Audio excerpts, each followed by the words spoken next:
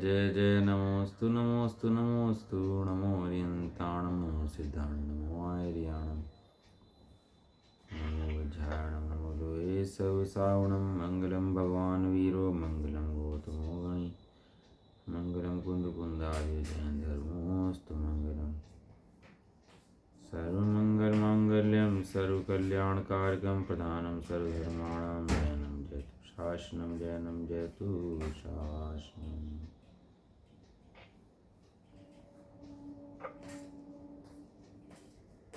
नमे समय साराय स्वानुभूत्या चकास्ते चित्सवाय भावाय सर्वभावान्तर्चिदे।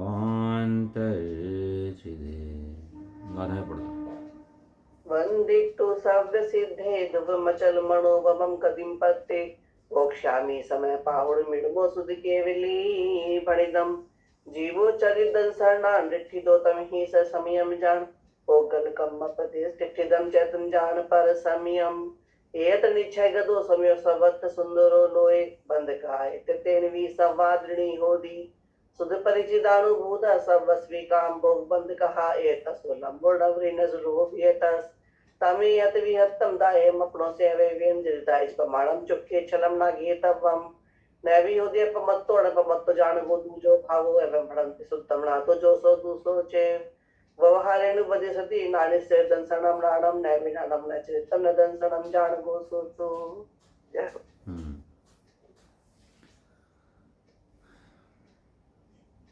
श्री समय सार जी ग्रंथ विराजमान है और इसके अंदर गाथा नंबर चल रही है 74 74 नंबर गाथा चल रही है कर्ता कर्म अधिकार।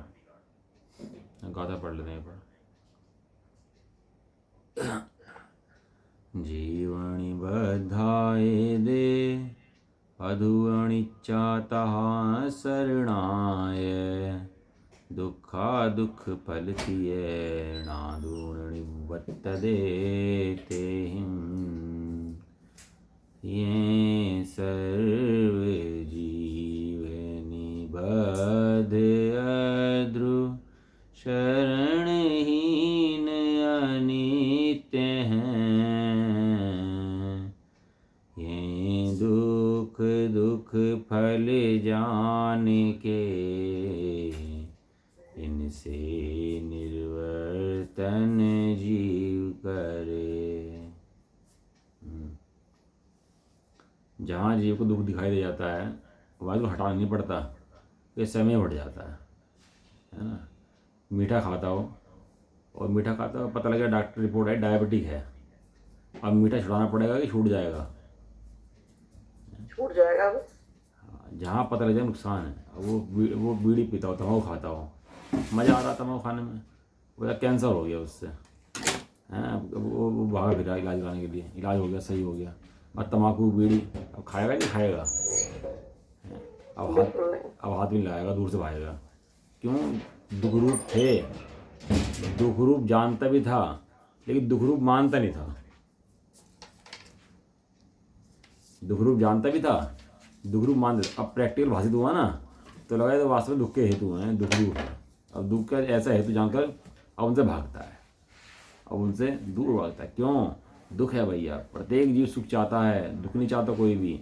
इस तीन लोक के अंदर जितने जीव हैं वे दुख से डरते हैं और सुख चाहते हैं। ये सिद्धांत है भैया, महा सिद्धांत है ये, दो सिद्धांत। समस्त जीव दुख से भागते हैं और सुख चाहते हैं और सारे दिन इसके लिए प्रयत्न करते हैं फिर भी सुख दूर भागता है। तो सुख दूर की भागता है क्योंकि भैया कहीं ना कहीं दिक्कत है, तेरी विधि सही नहीं है, विधि सही लगाएगा सुख भी मिलेगा। तो कहते हैं भैया आश्रव कैसे हैं, ये आश्रव बहुत दुखकार है भैया। जिन्हें तो सुख मान रहा है वे आश्रव सुख नहीं है, वे आश्रव कैसे हैं, वे आश्रव दुख हैं, दुख रूप है। हाँ, बीमारी है, रोग है भयंकर ये आश्रव। जिन्हें सुख का साधन मान रहा है ना, खाना पीना प्रॉपर्टी इकट्ठी कर ली, सब कर लिया, आनंद मानता है अंदर में इन चीज़ों करके, इज्जत आबरू हो जाए भैया हमारी हैं, और 10 जने पूछने लगे हैं, थोड़ा पैसा हो जाए हैं, ऐसा थोड़ा सा व्यवस्था बन जाए, क्या है? दुख का हेतु है, दुख है, दुख का हेतु है। यह आश्रव जीव के साथ बंधे हुए हैं, अध्रुव हैं, अनित्य हैं तथा ऐषण हैं, दुख रूप हैं, दुख ही जिनका फल है, ऐसे हैं। ऐसा जानकर ज्ञानी उनसे निवृत्त होता है।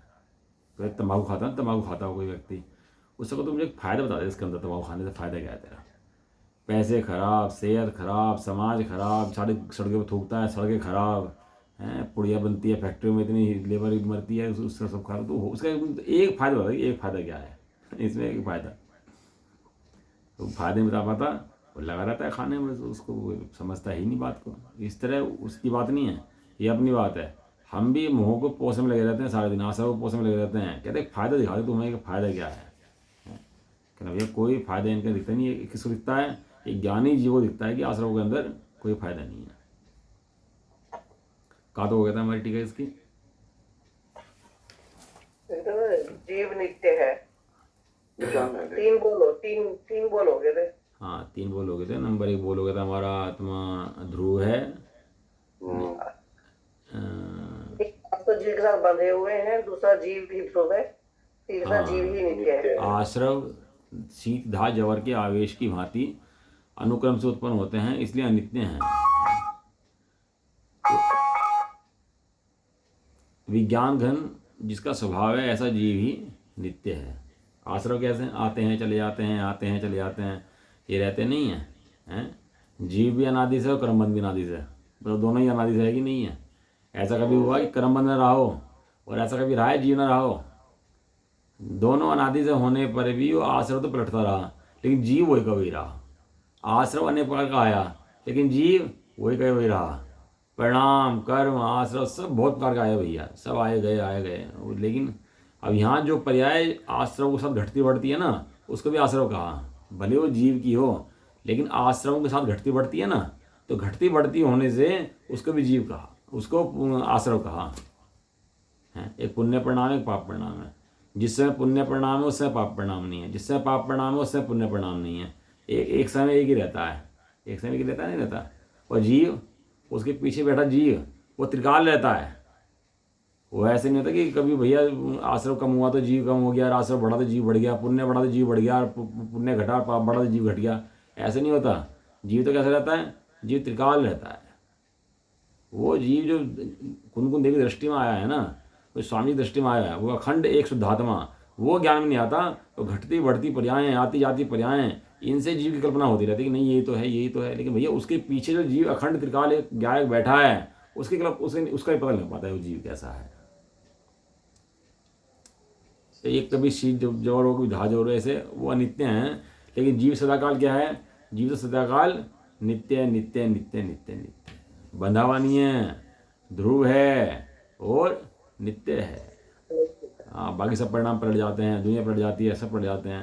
लेकिन जीव भैया यहाँ से उठ के क्षेत्र से क्षेत्रांतर तो होता है। यहाँ से उठ के देवती में चला जाएगा, तिरंज में चला जाएगा, अनर में चला जाएगा, सब जगह इस लोक में है ना, लोक में घूमता है पूरे लोक के अंदर जीव। लेकिन ऐसा घूमने के बाद भी जीव अपने स्वभाव को छोड़ने में असमर्थ है। जीव स्वभाव को नहीं छोड़ता अपने। पुद्गल की अपेक्षा देखो तो उसकी अपेक्षा हम अध्रुव हैं, और हमारी अपेक्षा देखो तो पुद्गल अध्रुव है। कि साथ में रहते हैं ना, वो हमें छोड़ देगा और या हम उसे छोड़ देंगे। दो में से एक तो छोड़ेगा ही छोड़ेगा भाई, ये लंबा चलने वाला तो है नहीं साथ। ऐ जीव नित्य है। आगे कह रहे हैं, जैसे काम सेवन से वीर्य छूट जाता है।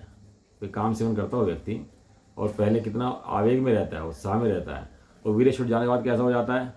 एकदम काम का संस्कार नष्ट हो जाता है उसका, है। काम संस्कार एकदम रुकता है क्या? फिर जैसे खाना खा लो, भोजन कर रहा हो, कोई भूख लग रही हो, अब भोजन करे, अब भोजन कर ले, डकार आ गई, पेट भर गया, अब दोबारा खाना लगा दो उसका, दोबारा में कुछ खाओ, फिर बैठो, आ जाओ आप, तो खाएगा खाना वो फिर दोबारा दोबारा कोई और खा लो जी। अब ये अब आपने खाया है तो और ले लो, थोड़ा बहुत और ले लो। क्या कर, नहीं भैया और नहीं खाया सकता भैया, बस अब नहीं। क्यों? वो संस्कार नष्ट हो गया है। ऐसे काम का भी संस्कार नष्ट हो गया है, किसी से रोका नहीं जा सकता। इसी प्रकार कर्मोदय छूट जाने से उसी क्षण आश्रम नाश को प्राप्त हो सकते हैं, रोके नहीं जा सकते। जैसी जैसे ही कर्मों का नाश हुआ, तो ही आश्रमों का भी नाश हो जाता है। मिथ्यात्व, अवृत्ति, प्रमाद, कषाय, योग, उस जनित जैसे जैसे कर्मों का भाव होता रहता है, वैसे ही आश्रम भी नाश को प्राप्त होते रहते हैं। फिर आश्रम रुकते नहीं हैं, क्योंकि इनका आधार क्या है? इनका आधार जो है वो कर्म उदय है। इसलिए वे आश्रव कैसे हैं? तो अशरण हैं। कैसे हैं आश्रव? अशरण। अशरण हैं। कोई ढूंढे शरण हैं आश्रम होगी तो कैसे काम चलेगा भैया? होता ना वो डकैत, वो गए पहले नगर में जाते थे ना, नगर से आते थे कमा धमा के, तो 3-4 डकैतों ने घेर लिया। तो 3-4 डकैतों ने घेर लिया, तो डकैतों से बचने के लिए भागा वहाँ से कि डकैत मार न दे, और भाग कर गुफा में एक डकैत साधु के वेश में बैठा हुआ था। एक था कौन? डकैत, और साधु के वेश में बैठा। तो जाके चरणों में बैठ गया उसके, हे साधु महाराज मुझे बचाओ, मुझे बचाओ, डाकू मुझे मार देंगे। किससे कह रहा है ये बात? डाकू से। डाकू से कह रहा मुझे बचाओ। तो बचाएगा है मारेगा?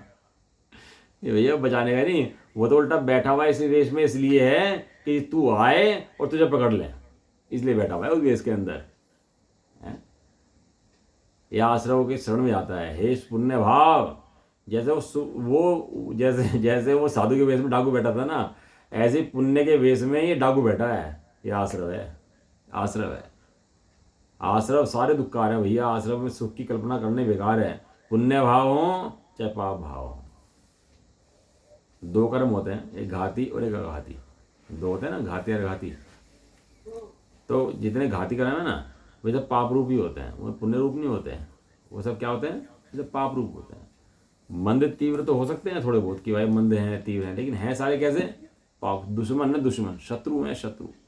ये इनका संबंध वास्तव में जीव से है, घाती कर्मों का। घाती कर्म ने जो जीव के गुणों का घात करे उन्हें घाती कर्म कहते हैं, और अघाती कर्म माने जो जीव के गुणों का घात ना करे उसे अघाती कर्म कहते हैं। तो कर्म क्यों कहा? क्योंकि जीव के साथ रहते हैं इसलिए कर्म कहा। लेकिन वास्तविक शत्रु कौन है? वास्तविक शत्रु जीव का एक घाती कर्म है। दिखता कौन है? अघाती कर्म। जीव को पता ही नहीं ना घाती कर्म क्या है, घाती कर्म क्या है, कौन शत्रु है, कौन नकली शत्रु है। अब वो क्या है? घाती कर्म के 2 भेद हैं, पुण्य रूप और पाप रूप। अब उन्हीं में कल्पना करता रहता है पूरी, पुण्य अच्छा पाप बुरा, पुण्य अच्छा पाप बुरा। अघाती कर्म कुछ भी नहीं था। एक ना जब सेना लड़ने आती है तो टिड्डी दल होता है, टिड्डी दल। पता है मुझे टिड्डी दल क्या? टिड्डी दल क्या करता है? कि फसलों खा जाता है सारी। ना ना ना ना ना, वो जो लड़ाई होती है टिड्डी दल होता है। अच्छा। हाँ, तो आगे आगे चलता है। और टिड्डी दल के अंदर हैं, पैदल सेना, पैदल सेना। हाँ पैदल सेना तो होती है, वो ऐसे टिड्डी की तरह भागती है, बहुत तेज है। तेज से भागता है, बस उनका काम ही है भाग के और वहाँ भीड़ में। हाँ, उसका काम है उसका ध्यान भटकाना। वो जो सामने सेना आ रही है, तितर बितर करना, उसको उसको टेंशन देना है, उसको असली मुद्दे से भटकाना। क्या काम है टिड्डी सेना का? असली मुद्दे से भटका देती है वो। असली मुद्दे से भटका देना। जो राजा वो जो असली शत्रु है वो दिखे नहीं और टिड्डियों में लड़ने में लग जाता है बस वो। और टिड्डियों में लड़ने में लगता है तो बस वो असली मुद्दा भूल जाता है और राजा सिरपाए फड़ा जाता है उसके। ये टिड्डी सेना का काम होता है। ये अघाती कर्म क्या है? ये टिड्डी सेना है, अघाती कर्म। और वास्तविक सेना कौन सी है? वास्तविक चेतना जो है ना, घाती कर्म है। इनका राजा कौन है? इनका राजा मोह है। अब जी उन्हें तो देख नहीं पा रहा, और जो घाती कर्म है उन्हीं में भेद कर रहा। कहने लगा इसे कर्मों से भेद करना था, इसने कर्मों में भेद कर लिया। भेद कहाँ से करना था? कर्मों से भेद करना था, पर कर्मों में भेद कर दिया। ये कर्म भैया अच्छे अच्छे और ये कर्म बुरे बुरे। यहाँ तो इतनी बात कहते हैं भगवान तो हमारे हैं, कर्मों से भेद करना। हाँ हमारे भगवान तो इतनी बात कहते हैं, तू मेरे पास भी डेली आता है, यहाँ के ढो दे के बैठ जाता है, तू स्वरूप की आराधना करता है अपने, इसलिए तू यहाँ पर डेली आ जाता है। तो स्वरूप की आराधना में लगना अपने, चैतन्य की आराधना कर। तू कहाँ डेली मुझे ढोक देता है? तो 3 लोग का नाथ और 3 लोग के नाथ को ढोक दे। तो भगवान कहते हैं भैया तो अपनी आराधना कर जा करके, अपना काम कर। और क्या है कि घाती कर्मों को समझता नहीं है ना, घाती कर्म क्या है, घाती कर्म क्या है, कैसे काम करते हैं। करना नहीं ऐसे थोड़ा लिखा, करना लोग लिखा है इसलिए कि कम से कम समझते हैं फंक्शनिंग तेरा असली शत्रु है कौन। ये घाती कर्म और घाती कर्म में मोह कर्म तेरा असली शत्रु है, उसकी तेरे पहचान ही नहीं है। और जिस दिन पहचान कर लेगा उस दिन इसका नाश हो जाएगा। इस कर्म की पहचान ही इसकी मृत्यु है। आचार्य देव ने क्या करा शास्त्र के अंदर? इसकी पहचान कराई। किसकी पहचान कराई? ये घाती कर्म है, ये अघाती कर्म है, ये पुण्य है, ये पाप है। घाती के अंदर इतने भेद हैं। मुख्य शत्रु तेरा मोह कर्म है, मोह कर्म के अंदर दर्शन मोह है, दर्शन मोह में भी मिथ्यात्व तेरा मुख्य मुख्य शत्रु है। अब पूरी व्यवस्था बताइए आचार्य देव सिस्टमेटिक, तो जीव को समझ में आता है कि भाई वास्तव में जिनसे मैं लड़ रहा था उनसे नहीं लड़ना, असली वास्तविक शत्रु मोह है, उससे लड़ना। तो उसका युद्ध तो अब शुरू होता है जब कर्ण योग पढ़ के शास्त्र पढ़ता है तो कर्मों के बारे में जानता है, शत्रु की पता लगता है शत्रु कौन है। अब युद्ध शुरू हो जाता है। और वो क्या है, कर्मों को ना, कर्मों के साथ क्या दिक्कत है, जब तक कर्मों को नहीं पहचानते तब तक कर्म हावी हैं। जिस दिन कर्मों को पहचान लेता है उस दिन कर्मों का नाश शुरू हो जाता है, उस दिन कर्मों का नाश हो जाता है। लिखा था उन्होंने, मैं तो मिथ्या दृष्टि हूँ, वो पहले लिखा था। तो मैं कह रहा था ना, ये कम से कम ज्ञान में तो आया ना मिथ्या दृष्टि हूँ। अब जिसके ज्ञान में आया मिथ्या दृष्टि हूँ, उसके ज्ञान में ये भी आएगा कि मैं क्यों मिथ्या दृष्टि हूँ, और उसके दिमाग में ये भी आएगा कि मिथ्या दर्शन का अभाव करने योग्य है, और उसका दिमाग में ये भी आएगा कि मोक्ष प्राप्त करने योग्य है। एक क्वेश्चन के अंदर सारे क्वेश्चन आंसर निकल जाएंगे एक क्वेश्चन से। मैं मिथ्या दृष्टि हूँ, ये क्वेश्चन बहुत बड़ा क्वेश्चन है अपने लिए। कम से कम दिमाग में इतनी बात तो आई। अब तक तो दिमाग में जीव का यही नहीं आ रहा था, मैं मिथ्या दृष्टि हूँ। धर्म की थोड़ी बहुत क्रियाएं कर करके समझ लिया था अपने आपको। ये बात तो वास्तव में अब समझ में आई कि अरे इस धर्म की क्रियाओं करने से धर्म नहीं होता, मैं मिथ्या दृष्टि हूँ अभी भी। चल कम से कम इतनी बात तो दिमाग में आई भाई। बहुत भव्य पात्र है जी जिसके दिमाग में इतनी बात भी आए कम से कम। लेकिन खाली बातें की बहाने ना हो, बस उसके लिए उपाय हो, बस बात इतनी है। देखो क्या कह रहे, काम सेवन से विरज नष्ट हो जाता है, संस्कार छूट जाता है, कर्मोदय से वो नष्ट हो जाता है, छूट जाता है, और उसी क्षण आश्रम नाश को प्राप्त हो जा सकते, रोके नहीं जा सकते। इसलिए वे आश्रम जो है अशरण हैं, जो नष्ट होने वाला है वो अशरण हैं, और स्वयं रक्षित। क्या शब्द दिया? स्वयं रक्षित। कोई भगवान रक्षा करेंगे, हे भगवान मेरी रक्षा कर दो, हे भगवान मुझे तारो, मुझे पार कर दो। मैंने तेरे भरोसे भगवान, भंवर में नैया डाल डूबेगी भाई जरूर। बड़े पंडित जी लिखा है एक भजन, मैंने अपने ही भरोसे आदिनाथ अनादिनाथ ध्याऊंगा, मैं तो अपने ही भरोसे आदिनाथ अनादिनाथ ध्याऊंगा। तुम आदिनाथ हो, मैं अनादिनाथ हूं। जब बात ऐसी शुरू हो ना, वहां से भक्ति शुरू होती है और वहां से आराधना शुरू होती है जीव की वास्तव में। मैं तो रोता रहे भगवान के सामने बैठ करके गाता रहे, ये भगवान चप्पू तुम पकड़ लो और नाव में मैं बैठ जाऊंगा, अब मेरा चप्पू तुम चलाओगे और मैं बैठा बैठा मस्ती करूंगा। भगवान के भरोसे डाल दी जिंदगी है। नहीं हो सकता भैया पार।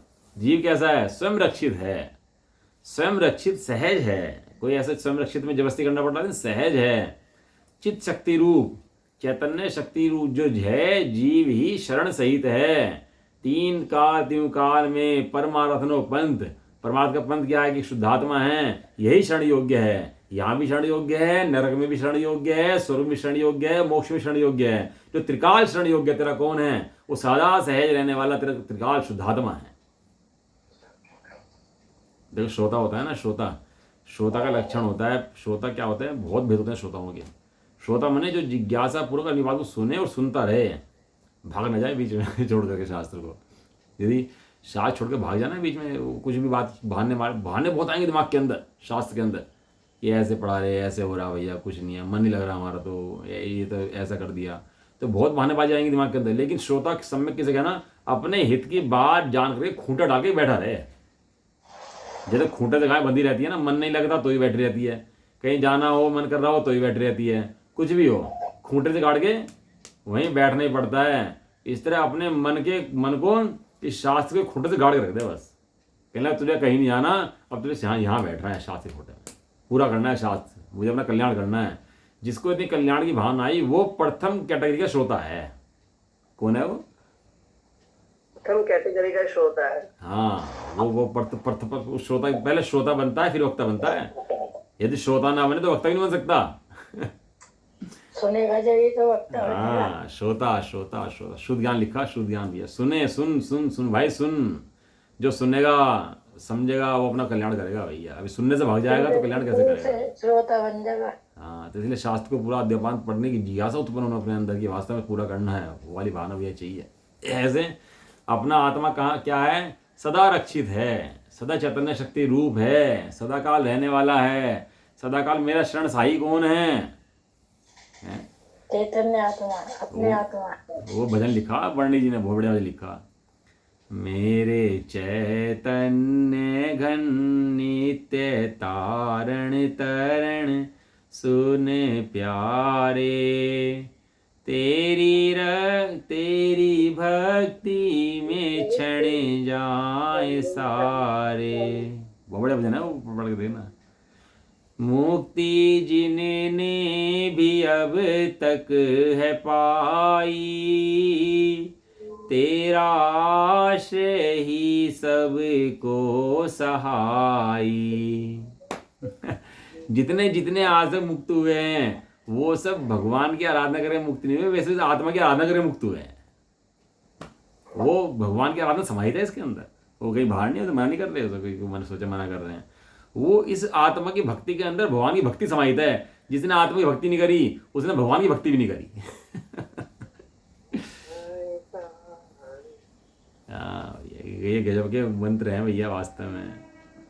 ऐसे चैतन्य शक्ति रूप जीव ही शरण सहित है। अगला बोल दे, ये जीव शरण सहित है। अगला बोल, आश्रव सदा आकुल स्वभाव वाले होने से दुख रूप हैं, और सदा निराकुल स्वभाव वाला जीव ही अदुख रूप अर्थात सुख रूप है।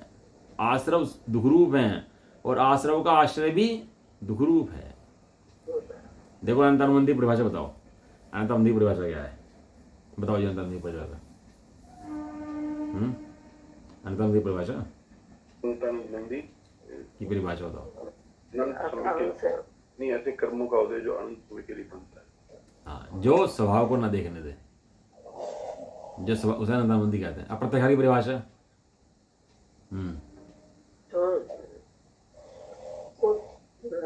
जो एक देश संयम न उत्पन्न होने दे, उसे प्रत्यक्ष। प्रत्यक्षान जो पूर्ण संयम न उत्पन्न होने दे, और संयमन जो आत्मा में पूर्ण रूप से बैठने न दे। ये संयम, ये कषाय काम है, जो ऐसा ना करने दे, ऐसा ना करने दे, ऐसा ना कर दे, ये बैरियर हैं। ऐसा ना करने दे, ऐसा ना करने दे, ऐसा ना कर दे। आज जीव क्या करता है, इनको तोड़ करके इन बाधाओं को अपने स्वरूप में बैठता है। कम बैठता है अनंतानुबंधी का भाव, और ज़्यादा बैठता है अप्रत्यक्षान, फिर प्रत्यक्षान, और पूरा बैठ जाता है तो संयम का भाव हो जाता है। ऐसा ये आश्रय करते हैं, बैठने न दे, बैठने न दे, बैठने न दे। अरे जीव क्या करता है, बैठूंगा बैठूंगा बैठूंगा। तो ये धारा चलती है इसके अंदर से, इससे सारे कर्मों का भाव हो जाता है। इसके कर्मों का है भैया, जीव को स्वभाव के निकट न जाने दे। यदि ये स्वभाव के निकट चला गया तो इन आश्रवों का अंत हो जाएगा। आश्रवों का काम ही एक है कि जीव को उसके स्वभाव के निकट न जाने दे, बस किसी ना किसी तरह इसको उलझाए रखे। ये काम आश्रवों का है। सदा आकुल स्वभाव वाले हैं, दुख रूप हैं, जीव को दुखी रखते हैं भैया। निराकुल स्वभाव वाला जीव है दुख रूप अर्थात सुख रूप है। जीव कैसा है, सुख रूप है। आश्रव कैसे हैं, आश्रव दुख रूप है, दुख के कारण है भैया। अगला बोल, आश्रव आगामी काल में आकुलता को उत्पन्न करने वाले हैं। ऐसे पुद्गल परिणाम के हेतु होने से दुख फल रूप, दुख जिनका फल है ऐसे हैं। जीव ही समस्त पुद्गल परिणाम का अहेतु होने से अदुख फल अर्थात दुख फल रूप नहीं है। ऐसा आश्रमों का और जीव का भेद विज्ञान होते ही तत्काल ही जिसमें कर्म विपाक शिथिल हो गया हो, ऐसा वह आत्मा जिसमें बादल समूह की रचना खंडित हो गई है, ऐसी दशा के विस्तार की भांति अमर्याद जिसका विस्तार है, ऐसा सहज रूप से विकास को प्राप्त चैतन्य शक्ति से ज्यों ज्यों विज्ञान घन स्वभाव होता है, त्यों त्यों पढ़ना क्या, त्यों त्यों आश्रव से निवृत्त होता जाता है। और ज्यों ज्यों आश्रव से निवृत्त होता जाता है, त्यों त्यों विज्ञान घन स्वभाव होता जाता है। उतना विज्ञान घन स्वभाव होता है जितना सम्यक प्रकार से आश्रव से निवृत्त होता है, और उतना आश्रव से निवृत्त होता है जितना सम्यक प्रकार से विज्ञान घन स्वभाव होता है। इस प्रकार ज्ञान का और स्वभाव का निवृत्ति को समकाल बना। ये तो है, इस ज्ञान को और आश्रवों की निवृत्ति को समकाल बना है। हाँ ये तो है। हाँ अगला बोल रही, देखो आपको ये हो गया ना, आकुल तो स्वभाव वाले हैं। अब क्या करें, इनका फल क्या है, दुख रूप फल है। घटते हैं, बढ़ते हैं, आते हैं, जाते हैं, स्थिर रहते नहीं हैं। जैसे कोई शमशान घाट जाता है ना कोई आदमी, वो कि जलाता है किसी को, कोई व्यक्ति जलता है, तो कैसे वैराग्य चढ़ता है वहाँ पर जीव को, कहने लगा भैया बस अब तो क्या करना है भैया, तो बिल्कुल ही अशरण है, दुख रूप है, सारी 12 भावना याद आती हैं बैठ के शमशान घाट में। अनित्य है, अशरण है, संसार है भैया, लोग है, बहुत दुख है भैया, देखो कैसे चल रहा है, ये देखो है, ये सब मिथ्या दृष्टि कल्पनाएं हैं। वहाँ बैठ के वैराग्य आता है ना, मिथ्या दृष्टि को आता है। सम्यक दृष्टि जानता है कि वो पहले भी मुर्दा था और अब भी मुर्दा है, ये पहले भी राख था और अब भी राख है, ये पहले ही मिट्टी थी और अब भी मिट्टी है। जो पहले कुछ और समझता है और अब कुछ और समझता है, उसको वहां बैठ के वैराग्य आता है। इसका नाम है शमशान वैराग्य है। और जिसको सहज वैराग्य होता है ना, वो पहले भी सहज रहता है और बाद में सहज रहता है। क्यों? क्योंकि वो जानता है भैया जीव का स्वभाव इससे पहले भी न्यारा था और अब भी न्यारा है। ऐसा दुख को उत्पन्न करने वाले हैं, पुद्गल परिणाम है, दुख रूप है। जीव ही पुद्गल परिणाम का अहेतु होने से, अहेतु होने से जीव पुद्गल कारण नहीं है, जीव तो अपना कारण है, दुख का फल नहीं है। जीव सुख रूप है, आश्रव दुख रूप है। आश्रव दुखकार घनेरे, आश्रव क्या है? दुख के कारण है, दुख रूप हैं, सदाकाल दुख उत्पन्न करने वाले हैं। और जीव त्रिकाल ही सुख स्वरूप है, सुख स्वरूप है, सुख स्वरूप है। ऐसा आश्रमों का और जीव का भेद विज्ञान होने के बाद, जैसे जाना कि जीव अलग आश्रव अलग, जीव अलग आश्रव अलग, जीव अलग आश्रव अलग, जैसे उसने ये जाना तुरंत ही कर्म विभाग शिथिल हो जाता है। कुछ नहीं करना भैया, है? जब गुड़ को देने से मर जाए तो जहर को देना है, जब गुड़ खाने से मर जाए कोई तो जहर की जरूरत क्या है देने की उसको, है भैया? ये उसको तो अपने स्वरूप समझने से ही उसकी मृत्यु हो जाती है। तो आश्रम की मृत्यु के लिए कुछ और नहीं करना, आश्रम की मृत्यु तो अपने आप हो जाएगी। कब? अपने स्वभाव को देखने के बाद ही, तुरंत ही। प्रकाश का होना, अंधकार का नाश होना, दोनों का समकाल है, दोनों का अलग अलग काल नहीं है कि अंधकार को भगाने के लिए कुछ और करना पड़ेगा और प्रकाश को करने के लिए कुछ और करना पड़ेगा। जो ही प्रकाश हुआ तो ये अंधकार का नाश हो गया, नाश हो गया। ऐसे जो ही आत्मा दिखा तो ही आश्रय होगा, दुख का नाश हो गया। वो पृथ्वी है ना लास्ट वाली नरक की, महातम नाम क्या है उसका? महातम प्रभा इसका है ना, रत्न प्रभा, शर्करा प्रभा, बालुका प्रभा, नाम तो है पंख प्रभा, हाँ पंख प्रभा, तम प्रभा, महातम प्रभा नाम है नरक के। महातम मन ऐसा घोर भयंकर अंधकार वहाँ पर है कि वहाँ दिखता ही नहीं कुछ भी, और फिर भी लड़ते रहते हैं आपस में, वो टकराते हैं, चिल्लाते हैं, आवाज़ सुनते हैं, और वो हाथी हथियार बन जाए उनके, और उसे काट देते हैं, मारते रहते हैं आपस में, दिखता कुछ है नहीं और आपस में ऐसे लड़ते रहते हैं। अंधकार में पूरा काम चलता रहता है। इतनी भयंकर भूख, इतनी भयंकर प्यास, सब चलता रहता है वहाँ पर, वो नाटक नोटंकी चलती रहती है। लेकिन भैया देखो, मैं इतना सुरक्षित पदार्थ कि 33 सागर की नाटक नोटंकी से ही बाहर अंतबार आ गया और मेरा अब भी कुछ नहीं बिगड़ा, अब भी वैसा वैसा मैं खड़ा हूँ, तो इसके लिए कुछ तो बात मेरे अंदर होगी ना। इतने काम में करा यार, अब भी वैसा के वैसा हूँ, इतनी मेरे निकाल दिया, मैं वैसा वैसा खड़ा, कुछ तो क्वालिटी होगी ना। अब तक तो मैं ऐसे ही आ गया, अब भगवान रक्षा करेंगे मेरी, या कोई रक्षा करेगा? कैसे रक्षा करेगा भाई?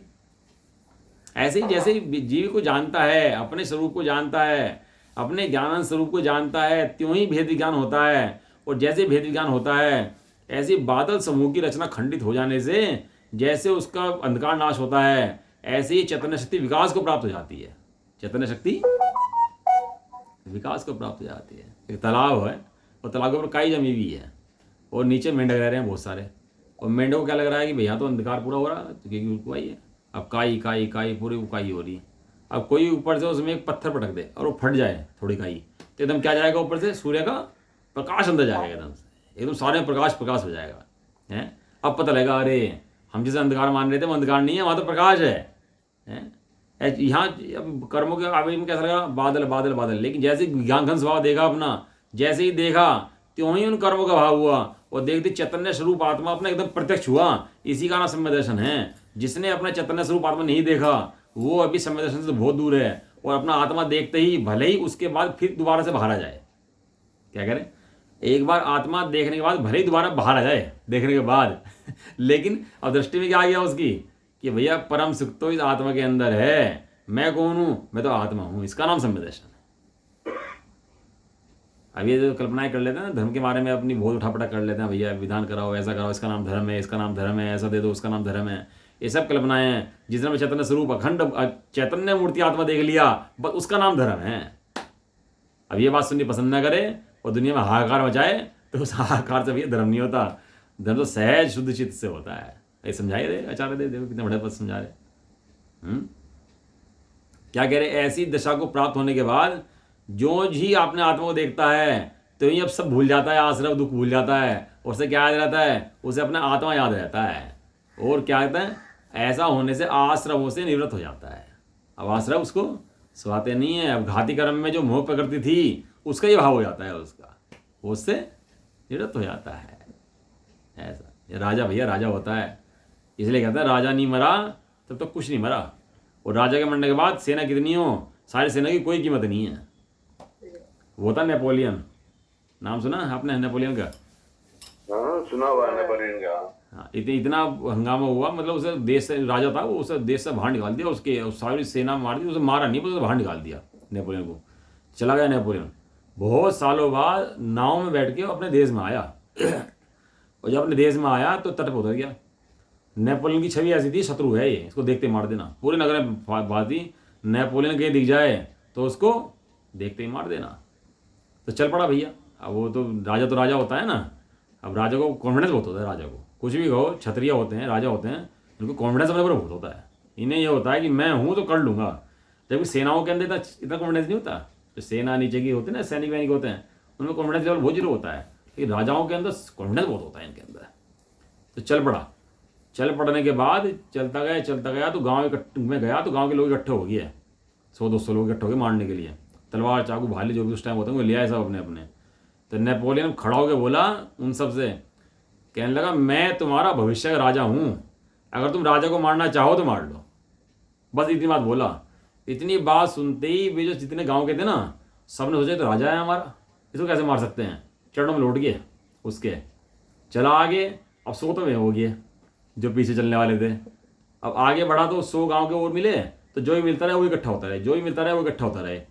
तो जिस राजा ने गद्दी संभाल रखी थी ना, वो जो राजा था, उसकी गद्दी पर पहुंचने से पहले ही ना वो राजा गद्दी छोड़ के भाग गया अपनी। नेपोलियन ने बंदूक उठाई नहीं, हथियार चलाया नहीं, और वहां गद्दी पे पहुंचने से पहले पहले वो जो शत्रु राजा था वो गद्दी छोड़ के भाग गया अपनी। वहां महल छोड़ के जाना पड़ा और नेपोलियन आया, गद्दी पे बैठ गया, राजा बन गया। बताओ किस बल पर? मैं राजा हूं। किस बल पर? मैं राजा हूं। पहला कॉन्फिडेंस क्या था उसके अंदर कि मैं राजा हूं भाई। गद्दी किसकी है? गद्दी मेरी है। नहीं, उसने अपना स्मरण किया ना, मैं क्या हूँ। हाँ, मैं क्या हूँ, तो भूला नहीं अपने आप को। वो भले ही निकाल दिया हो, कुछ भी करे, वो भूला नहीं मैं राजा हूँ, भूला नहीं। राजा में गद्दी का मालिक कौन है? इस गद्दी का मालिक मैं हूँ। ऐसा तो अपने अस्तित्व को पहचान गया। हाँ, बस इतनी सी तो बे है। ये जीव मोह किसका नाम है? अपने अस्तित्व को ना पहचानने दे उसका नाम मोह है, और अपने आत्मा को ना देखने दे उसका नाम तनमंदी है। अस्तित्व को पहचान ले तो मोह का भाव हो जाए, और आत्मा को देख ले, हैं, आत्मा में चला जाए तो अनंतमंदी का भाव हो जाए। नहीं तो ये भी तो बहुत आनंद में, मेरा कुछ बिगड़ना नहीं, मुझे तो जहाँ मर्जी रह जा, बस मेरा तो कुछ बिगड़ना नहीं। मैं कहीं चला जाऊँ, मेरा क्या बिगड़ सकता है? मेरा कुछ बिगड़ने वाला, ये 3 लोग 3 काल में, मेरा भी कुछ बिगाड़ने में समर्थ ही नहीं है। इस 3 तो बिगड़ा नहीं, अब क्या बिगड़ेगा? इस 3 लोग का हथौड़ा बना दो, 3 लोग का हथौड़ा बना दो और यहाँ सिर पे दे के मार दो। तो शरीर के खंड खंड हो जाएंगे, लेकिन मैं अखंड स्वभावी आत्मा का एक खंड नहीं होगा। ऐसा हो जाएगा, पर मेरा कुछ भी नहीं बिगाड़ने से समर्थ है भैया। नरकों की आग है, गर्मी सर्दी, 4 नरकों में गर्मी है, फिर सर्दी है, 3 नरकों में तो भयंकर। वो मेरे बिगाड़ने में कुछ भी समर्थ नहीं है। हाँ, ऐसी जब श्रद्धा जीव को ज्ञान उदय होता है तो जीव को सम्यक दर्शन का काल आता था उसका, उस टाइम जीव का वास्तव में ज्यों ज्यों आश्रव से निवृत्त होता चला जाता है त्यों तो विज्ञान घन हो जाता है, और जितना जितना विज्ञान घन होता है उतना उतना उसका आश्रव का अभाव होता चला जाता है। जैसे पानी के अंदर बर्फ बन जाए और पानी के अंदर लिक्विड को ठोस बने, तो जितना जितना लिक्विड का अभाव हो जाए उतना ठोस होता है, और जितना जितना ठोस होता है उतना लिक्विड का अभाव हो जाता है। ऐसे जितना जितना आत्मा में बैठ चला जाता है उतना उतना आश्रव का अभाव होता है, और जितना जितना आश्रव का अभाव होता है उतना उतना आत्मा में बैठ चला जाता है। तो शुरुआत कहाँ से होती है? शुरुआत होती है मैं शुद्धात्मा हूँ, इतनी बात सुनकर रुच जाए, समझ लो उसका तो मोक्ष मार्ग शुरू हो गया। बूढ़ा सुनो, जवान सुनो, बच्चा सुनो, तिरंज सुनो, जो सुनो भैया, अपने भगवान की बात सुनने में किसी को भी दिक्कत नहीं है, सब सुनो भैया। ये 3 जगत के कल्याण की बात है वास्तव में। इस प्रकार ज्ञान का और आश्रमों का निवृत्ति का समकालपना है। आश्रम और ज्ञान क्या है? एक उत्थान कर ली थी ना, उत्थान का क्या लिया था कि आश्रमों का और ज्ञान का निवृत्ति का समकालपना कैसे है। तो उसमें अभी ने जवाब दिया कि जिस समय ये जानता है कि आश्रम दुखकार हैं और ज्ञान सुखकार है, ऐसा जानते ही दोनों काम एक साथ शुरू होते हैं, ज्ञान में प्रवृत्ति और आश्रम से निवृत्ति। क्या कहा? ज्ञान में प्रवृत्ति और आश्रम से निवृत्ति। हाँ, वो दोनों का समकाल है। कोई जबरदस्ती बैठ, ज्ञान में तो प्रवृत्ति करना और बैठ के मतलब आश्रम भैया दुखकार है भैया हटाओ इन्हें, ओ हो भाई नरकों की ठंड भैया, ओ हो हटाओ इन्हें भैया हटाओ। तो कहते हैं तेरा भी शुरू नहीं हुआ तेरा काल अभी। इसमें एक क्वेश्चन आ रहा है। हाँ बताओ। वो ये आ रहा है कि अब मैं संगी पंचेंद्रिय हूँ हाँ और मैं संगी पंचेंद्रिय के साथ में मेरा संबंध है इस टाइम, हाँ मेरा स्वयं का संगी पंचेंद्रिय, और मैं ये शास्त्र जी पढ़ रहा हूँ, समझ रहा हूँ, सुन रहा हूँ।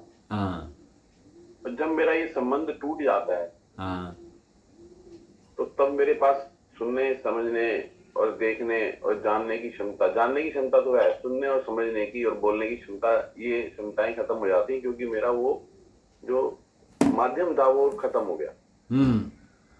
ये मेरा माध्यम है, पुद्गल मेरा माध्यम है जिसके द्वारा मैं समझ रहा हूँ, सुन रहा हूँ, हाँ व्यवहार से, है ना।